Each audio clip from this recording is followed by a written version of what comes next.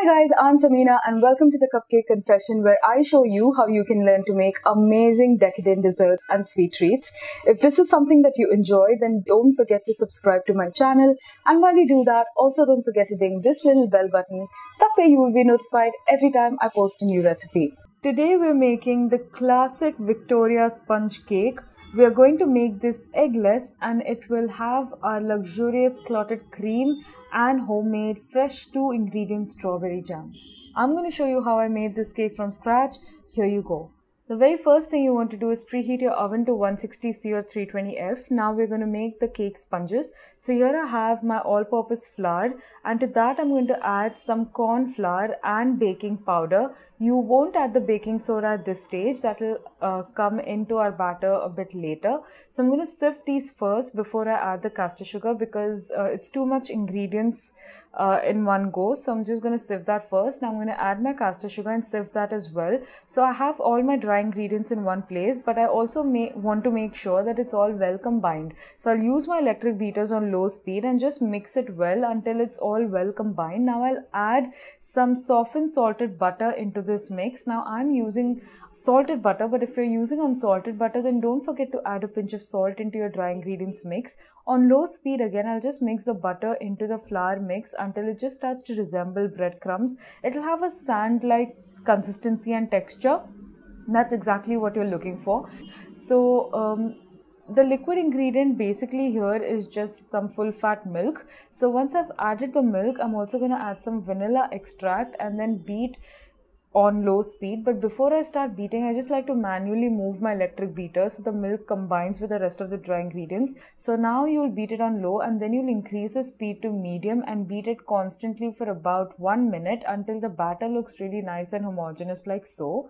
Now the fizzy portion, I have vinegar here to which I have added some baking soda, and this fizzy reaction creates a really lovely light cake batter, and I'm going to transfer that into my cake batter and beat it on low speed and mix it only for about 30 seconds until it comes together.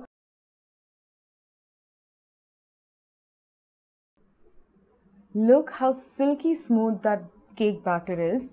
Now I have 2 cake tins which I have lined the bottoms with parchment paper and greased the entire cake tin. For the purpose of this video, I've only shown you 1 cake tin, but there is also another cake tin which is out of this frame. So there are 2 cake tins here, and I'm going to alternately scoop the batter using an ice cream scoop in both the cake tins.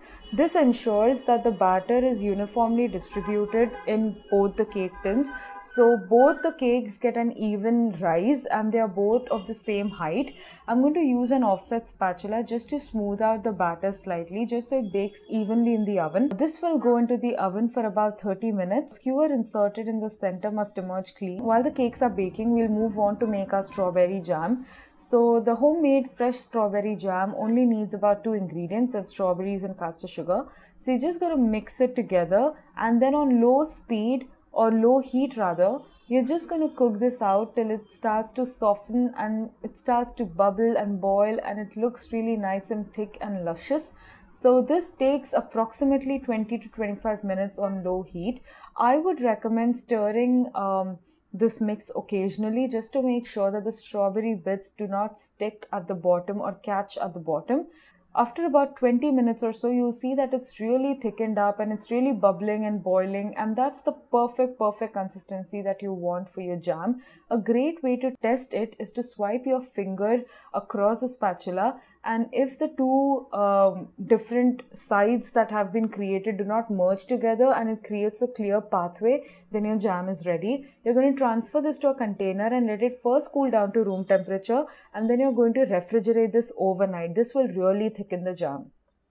Now my cakes are out of the oven, and after having left them at room temperature for about half an hour, I'm going to use an offset spatula and just release it or ease it out of the mold, and then I'm going to invert it, take it out of the cake tin, scrape off or peel off the parchment paper which was lining the bottom, and then I'll invert it again. And onto my cooling rack, I'll let this cool completely, level the top off, and look how soft and spongy that cake sponge is.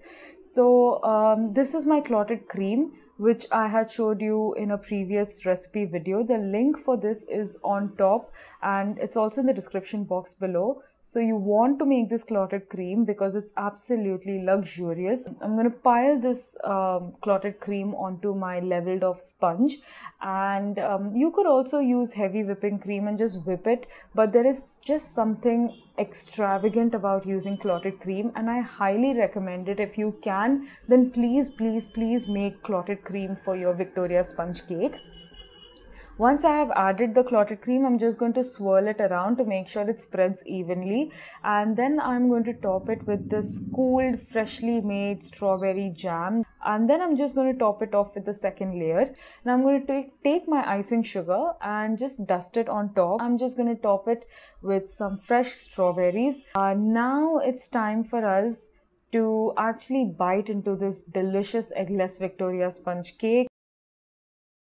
And just look how gorgeous that is. This is one of the simplest yet the most amazing cakes. One of those comfort foods that you just want to curl up in bed, have a cup of coffee, read a good book, and eat a slice, a generous slice of this cake.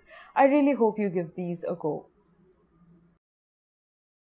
If you have any comments or suggestions, pop them down in the comments below. I post a new recipe every Tuesday and Thursday, so if this is something that you enjoy and if you want to be notified every time I post a new recipe, then don't forget to subscribe to my channel, and while you do that, also don't forget to ding this little bell button.